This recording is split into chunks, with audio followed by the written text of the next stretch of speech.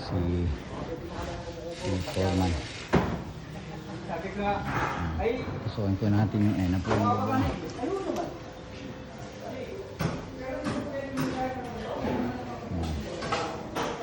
Pasukin na po natin yung bubong.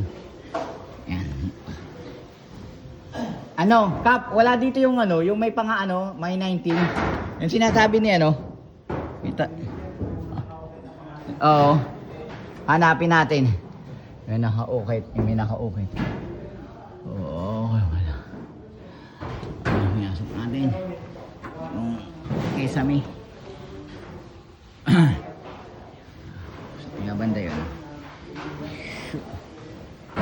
Inatan tayo kasi medyo delikado. Daot. Natin yung meron daw kasi dito nakasulat na marking kung anong taon.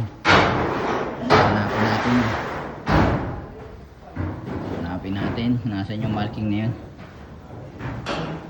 So doon po yung choir loop. Ayan. At dito naman yung altar. Sa kaya banda makikita. Ang gagawin natin. Ayan. Itong po. Okay ba? Goods. Ingat tayo. Oops. Kapal ng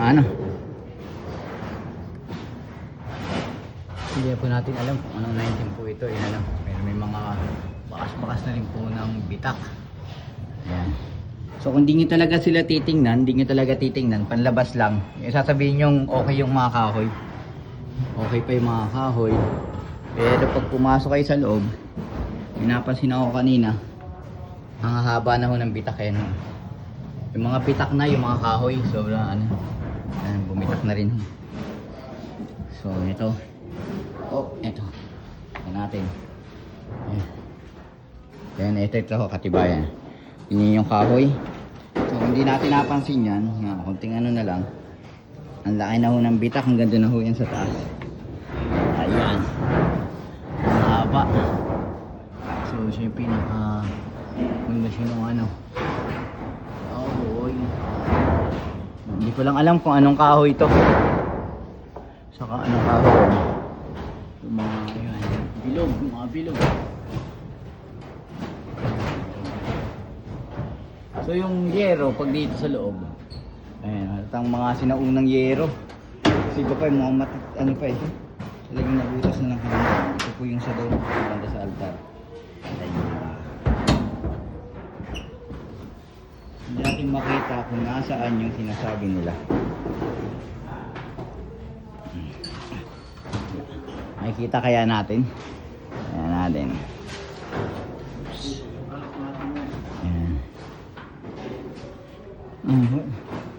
Wala Foreman ito tingnan nyo. Ayun ito na bulok na Ayan, sinasabi kita sa labas maganda pero pagdating sa loob wala na Ayan. Pwede nang bumigay. Ayan. Ayan siya. Pwede na siyang bumigay mayanig-yanig na. So hanapin natin yung marking na sinasabi nila dito. Nasaan yan? Pero parang wala dito. Oops. Lipat tayo sa kabila. Delikado. May wire. Oops, wala. May mga bitak-bitak na. Ayan. Tama lang na pina-construct talaga yung kasi banda-banda pa doon later on talagang medyo idinali na rin siya ng bukbok. At yung kesame, any moment pwedeng bumaksak kasi medyo basa-basa na siya. May mga basa, so delikado to.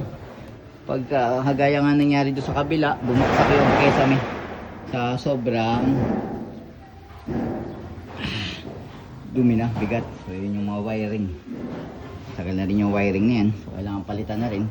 Baka kasi alam mo na sobrang tagal, wala yung bukbok, magkukos na siya ng sunog. Ayan. Wala.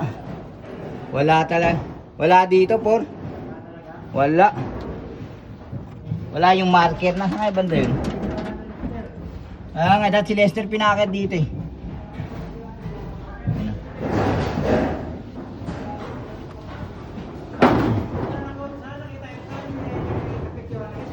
Oo nga.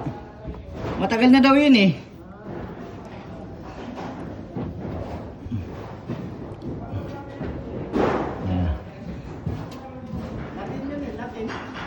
Iba yung sulat eh, no?